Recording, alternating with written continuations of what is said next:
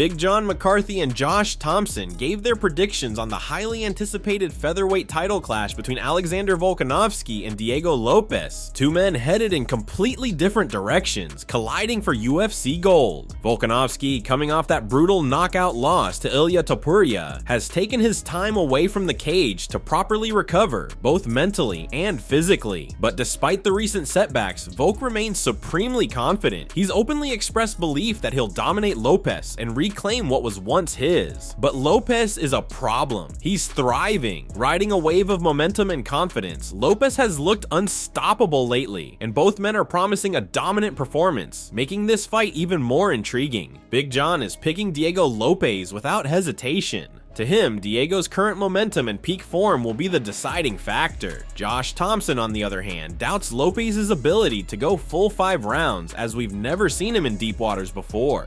I'll take Diego Lopes all day long. He's that guy that he's right at that point where he believes in himself. And it's the way that he came into the UFC and who he came in against and the things that he did, you know, since then that have said exactly, hey, this kid he's got it mentally. He is tough as hell. He is very confident in himself. Volk coming off the 2 losses, and the way he's coming off those 2 losses. Yep. Volk is also getting a little bit older.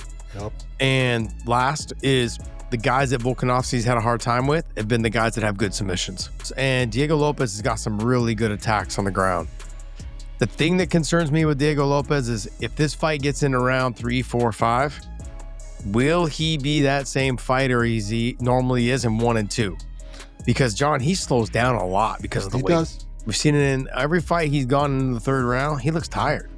Kamaru Usman and Henry Cejudo have different opinions regarding the highly anticipated banger between Michael Chandler and Paddy Pimblett, a bout that is shaping up to be one of the most intriguing matchups in the lightweight division, especially with it being scheduled for 5 rounds. Chandler brings his trademark explosiveness and knockout power. He's proven time and time again that he can give anyone in the division a war, and with 5 rounds to work, his pressure-heavy style could be a real problem for Paddy. Usman, who's trained with Chandler, reminded fans just how dangerous the man is when he locks in. He mentioned Chandler's UFC debut, starching Dan Hooker in under 3 minutes, as a perfect example of what he's capable of when he bites down and goes for it. But Henry sees it differently. He thinks the UFC might be setting up something big with Paddy. He pointed out that Paddy has been improving, and his back control and submission game can't be ignored. Not to mention he's younger, taller, and slick on the ground. Stylistically, it's a fascinating clash. Chandler's chaos and power versus Paddy's creativity and grappling. And with names like Ilia Topuria lurking in the background, a win for Paddy could open the door for some wild matchups in the lightweight division. We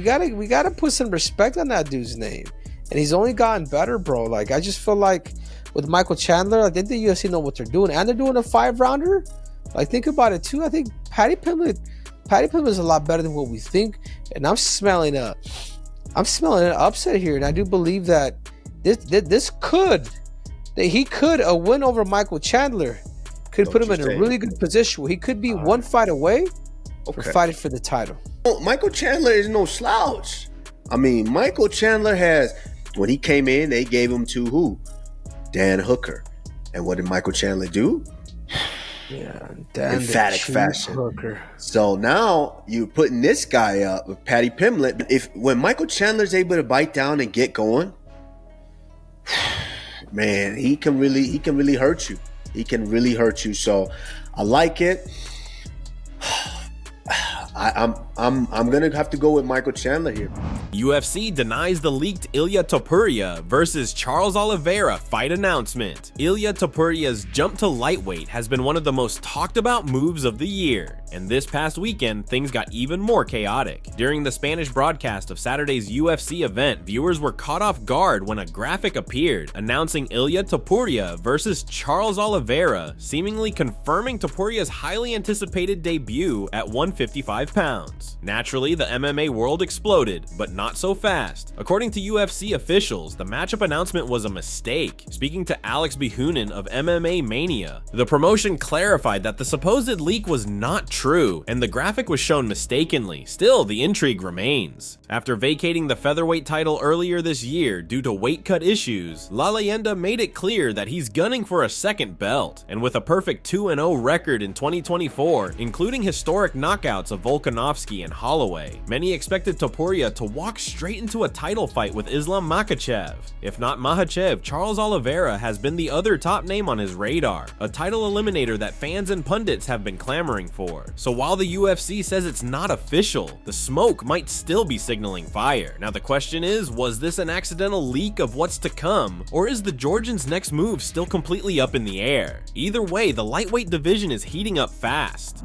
The relationship between UFC and ESPN might be reaching its breaking point. And according to Eric Richter of the New York Post, Dana White has already made up his mind. The final straw was the disastrous Pereira vs. Ankalaev event, where streaming issues on ESPN Plus sparked massive backlash. Fans couldn't watch the main card properly, and even fighters called out ESPN's repeated technical failures. It's not just a one-off. ESPN Plus has developed a reputation for unreliable service during major UFC cards. Behind the scenes, tensions are boiling over. The UFC is reportedly furious with ESPN's outdated tech, while ESPN is frustrated with the lackluster pay-per-view numbers they're getting from the deal. According to Richter, pay-per-view numbers are way down, and that's not just bad for the UFC. It's making fighter contracts with pay-per-view points virtually meaningless. In response, the UFC is now going all in on securing a Netflix deal. While Netflix traditionally hates the pay-per-view model, they're reportedly open to flexibility, and UFC is willing to do everything in their power to make it happen, and things only get more complicated when you look at ESPN's own direction.